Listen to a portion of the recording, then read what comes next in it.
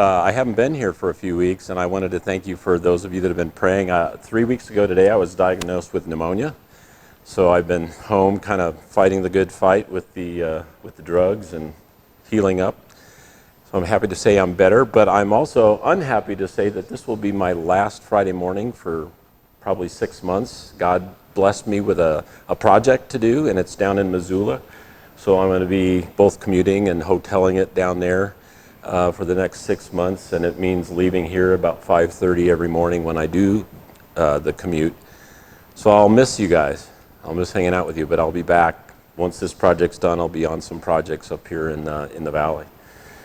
I'm going to be sharing something a little bit different with you this morning based on my 34-year career as a search and rescue professional with a sheriff's office out in the High Sierra of California. And as Dan mentioned, I authored a book, a memoir of my career. I wrote this book back in 2017. I wrote this book in 7 weeks, working 16 hours a day, 7 days a week. This story just poured out of me. And it's a faith-based book. I started a book tour right after the book came out in July of 2017. REI came on as a sponsor and invited me to speak in their stores, which was complete favor of God because they're a publicly held company. And me being a faith-based author, that was favor of God. And so I added REI to my book tour, and I spent 2.5 years traveling the country promoting my book and speaking all over the nation. And then COVID came and shut all that down. But prior to that, I was speaking at a large school on my book tour. This was in Southern California. And they booked me for 4 different presentations over the course of the day, a bunch of different age groups. And one of those age groups was 4th, 5th, and 6th graders. And so I had to tone down my message, no death and mayhem, and didn't want to terrify these little kids. But I do these presentations as an educational thing, okay? And I'm standing in in an amphitheater style room, seated about 400 on an elevated stage. So I've got all these kids. And I told them right at the start of my presentation, I said, for the next hour, I'm going to give you a bunch of information about how to stay safe if you plan on going out in the backcountry. So listen for all the things that I give you, and at the end, I'm going to do a little quiz. I'm going to ask what you learned, and so I do the presentation, and then at the end, I open it up. I say, okay, let's see hands. Who can tell me what you learned that you would take to keep yourself safe in the backcountry? So all these hands go up. So I'm calling on the different ones, and this kid says, I'd take a friend, and another kid said, I'd take extra food, and I'd take warm clothes. And so I was getting all these good answers, right, for a few minutes. This went on, and after like 10 minutes, I thought, wow, I must be a really good teacher. These kids really learned, they had all the answers, right?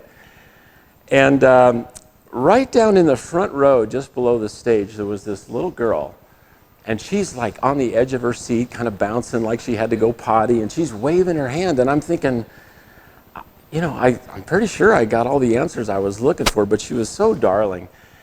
And so I said, okay, sweetheart, I see you must have a great answer. What would you take into the backcountry to make your trip safer? She jumped out of her chair and she said, I'd take you.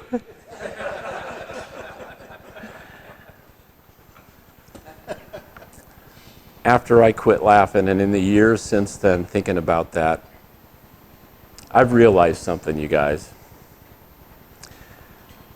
That little girl saw that I had value to her. And I want to submit to you that every day, that's the way our Lord looks at every one of us. He looks at us and sees our value and says, I take you.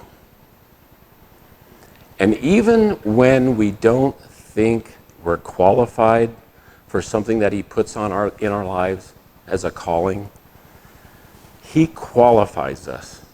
He doesn't call the qualified, he qualifies the called.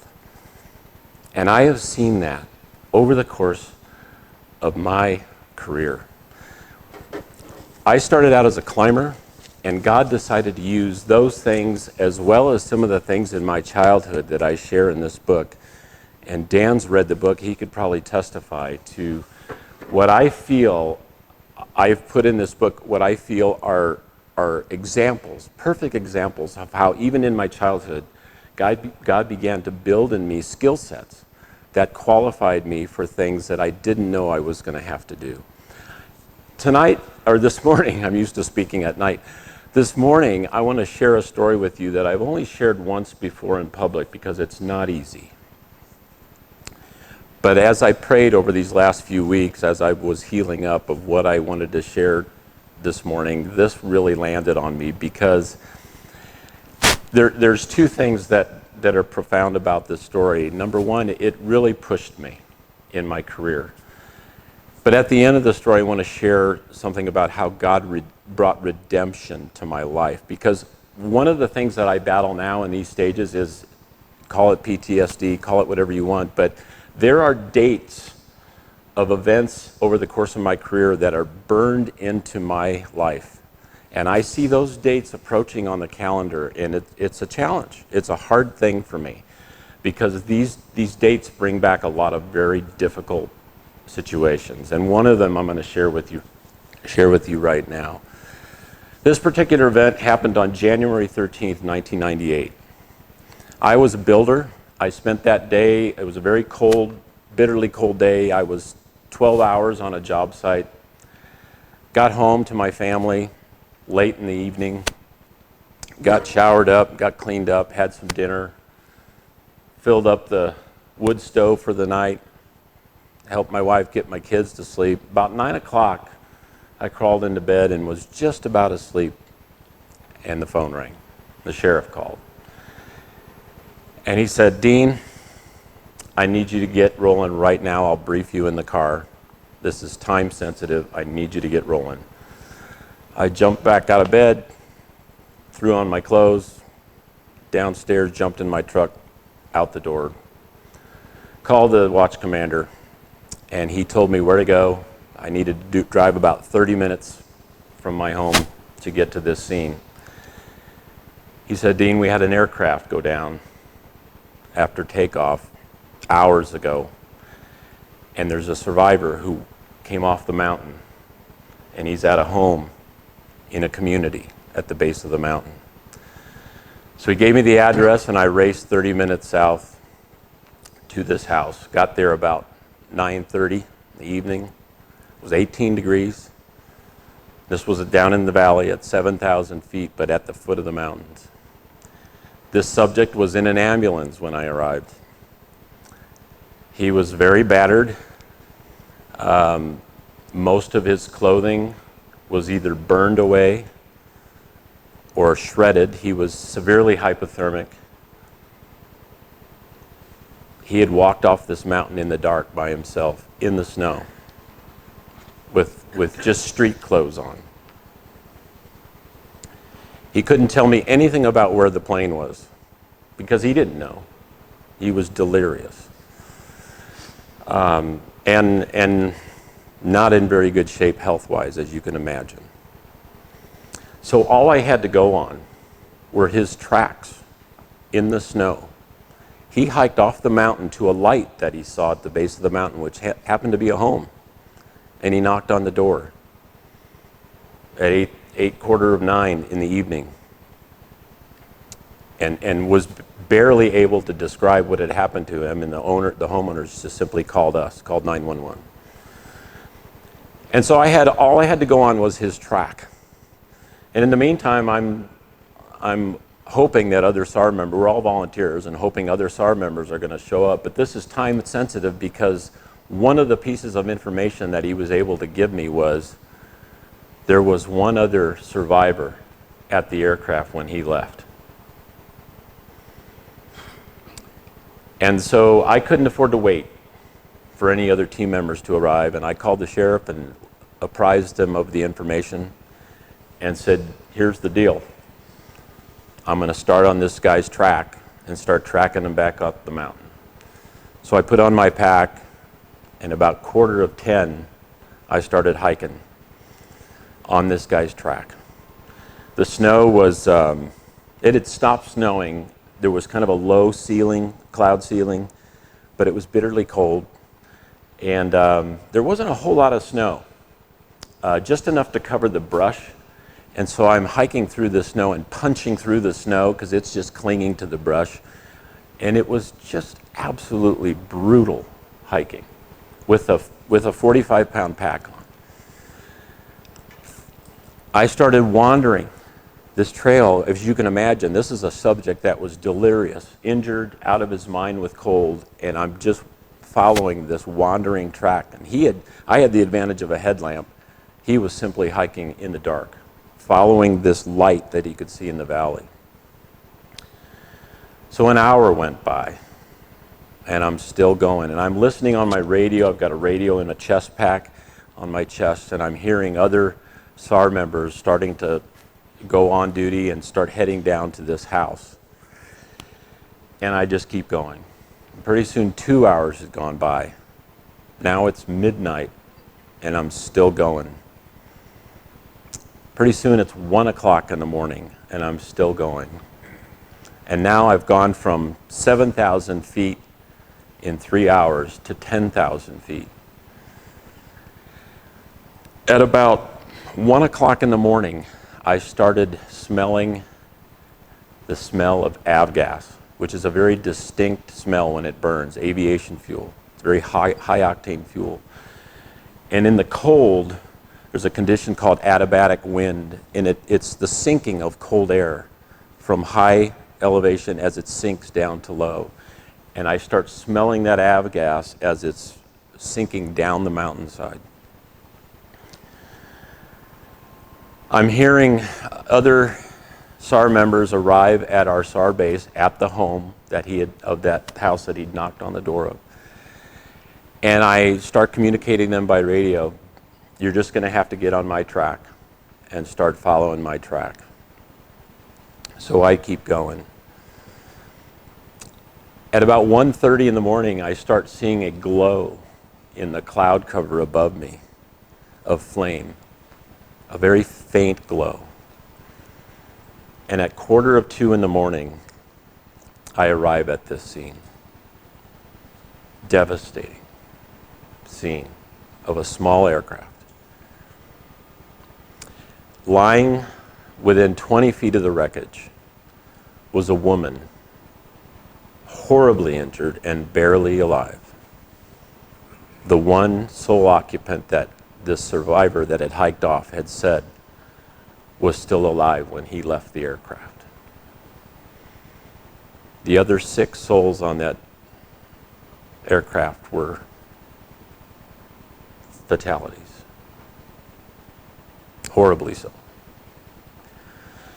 This woman was, most of her clothing burned away, most of her hair burned away, both of her legs horribly shattered, in and out of consciousness, barely alive, burns, deep cuts, and horribly broken bones. I began splinting her legs, which were so horribly compoundedly shattered. In and out of consciousness, and when she was conscious, she screamed at me and begged me to let her die. I finished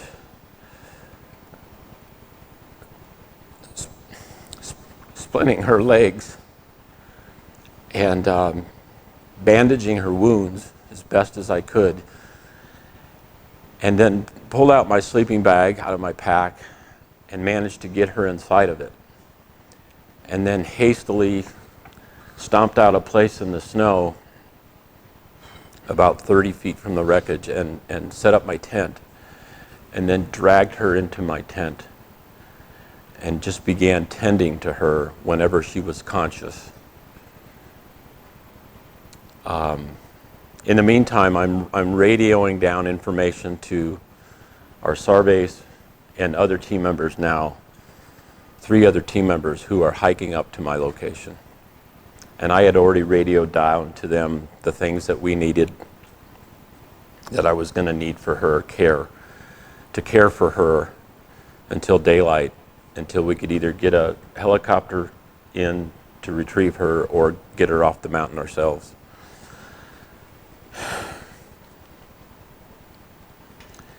Hours went by with me trying to keep this woman alive. I got my stove going. I heated up some bouillon, some beef bouillon, to try and get some warmth back into her when she was conscious.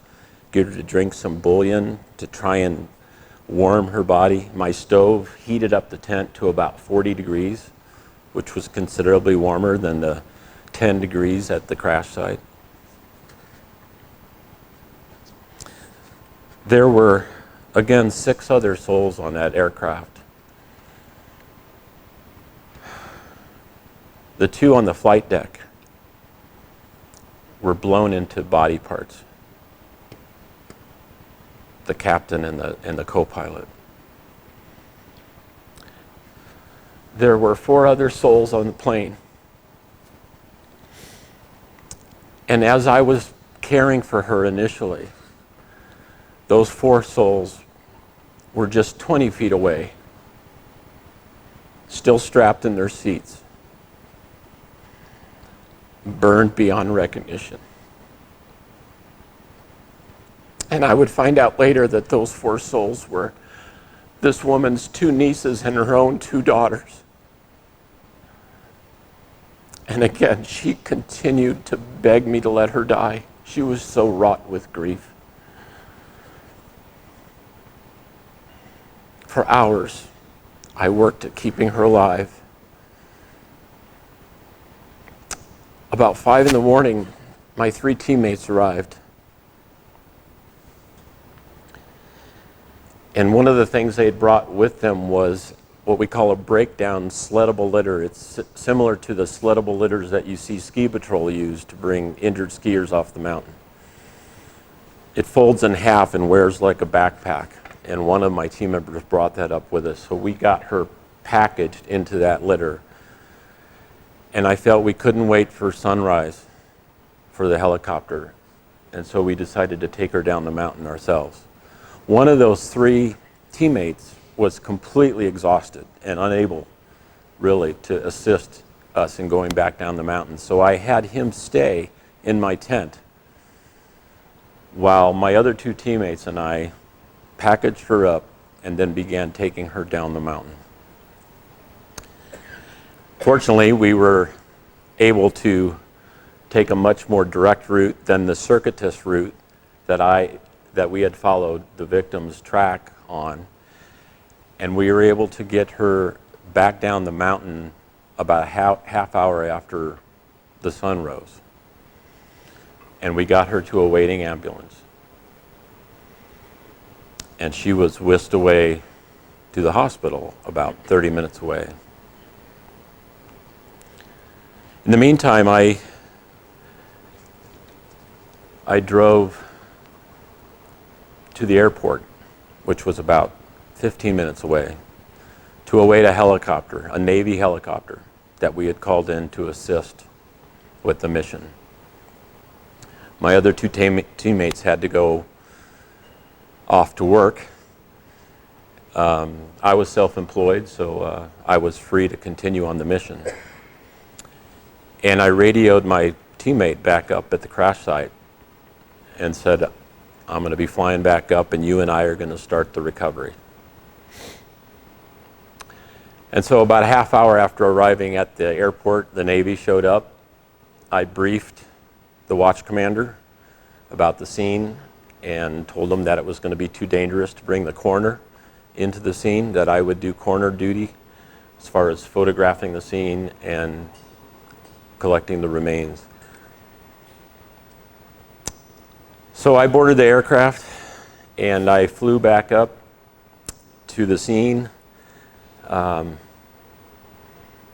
It's a pretty hairy landing situation. The helo couldn't hold hover in the zone because there was too much snow. It stirred up in the downdraft, blinded the pilot. So I threw my pack out and had the pilot move over to the edge of a cliffside.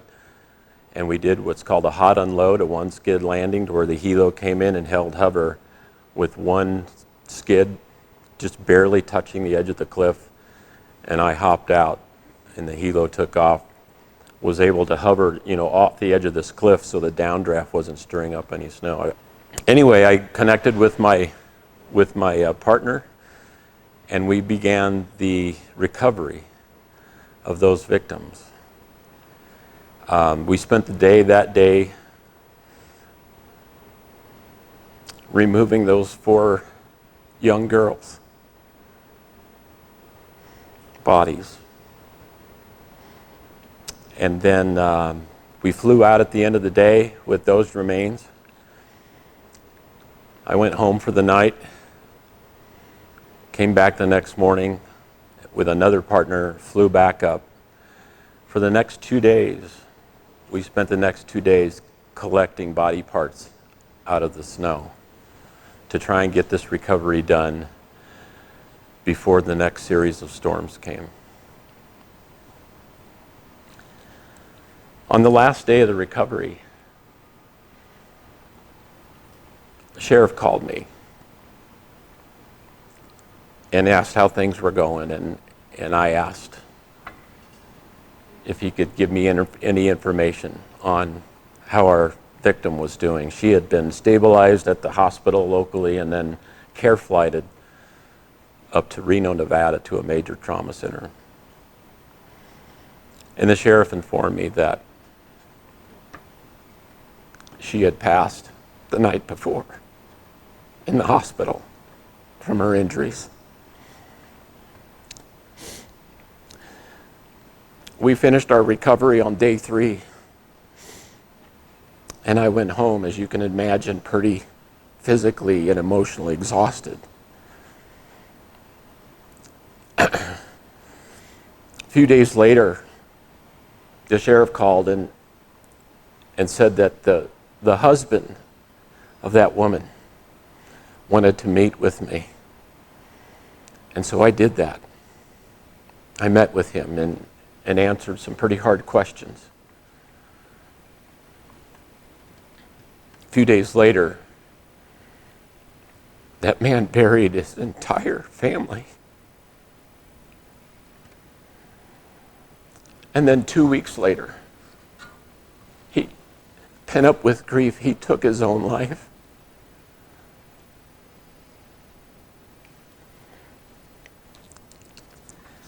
I share this story with you guys for 2 reasons.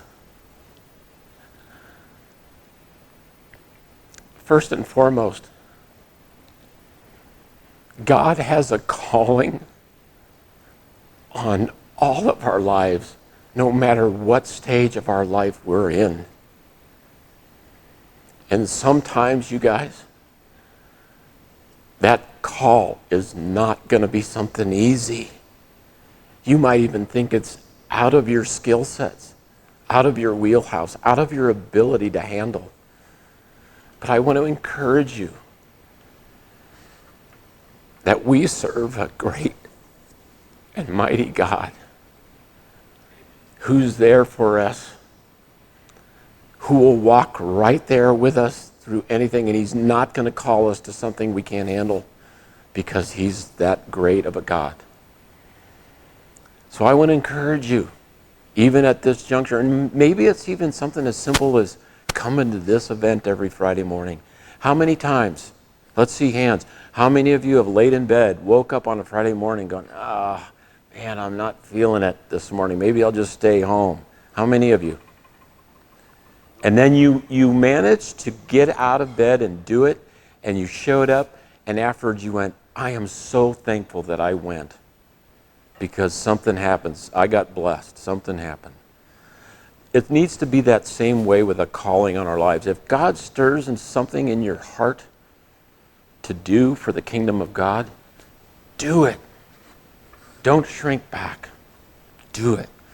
And the other reason I wanted to share this story with you is when I first started speaking,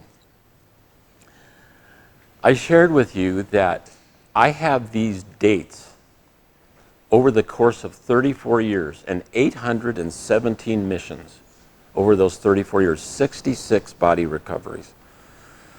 I have these dates on the calendar when I see them coming that make me cringe because I don't want to have to relive this kind of stuff. But I wish I had an erase button, that I could erase these things from my memory. But I don't. And so I live with these things. In January of 2021, my daughter was pregnant and due with her third child. On January 8th, she was due. The baby didn't come. On January 9th, the baby still hadn't come. And the next day, and the next day. And it was coming up on the 13th of January. And I just prayed. I prayed so hard that this baby wouldn't come on that date. Not on a date that was associated for me with so much pain and so much death, so much trauma. I prayed, Lord, please don't let that baby come on the 13th. Well, guess what? That baby was born on January 13th. And all of a sudden, God showed me. He said, Dean, even in death, I can bring new life. And I can turn that day that has pained you for all these years, since 1998, I can turn it around for my glory and for your healing. And that's what he did. And now I don't fear January 13th anymore. I look forward to it. I look forward to the healing that has come.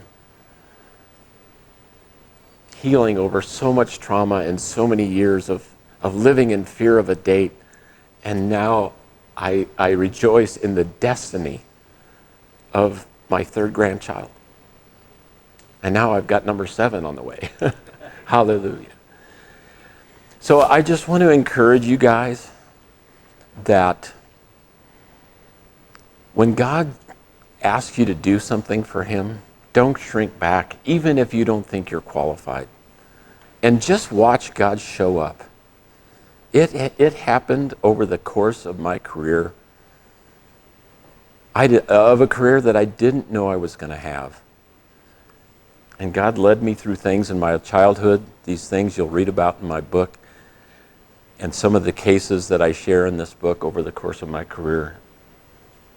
It showed me that God's guardian angels have been with me throughout the whole course of my life and continue to do so. And I know that he's with you in the calling on your life, no matter what stage of life you're at. Do any of you have any questions for me about anything I've just shared or anything about this book or the course of my career? There's got to be some question. Anyone? Anyone? Dan's read the book. You have a question, Dan? I do. Having spent a really developmental part of my time in the Eastern Sierras, the 1970s,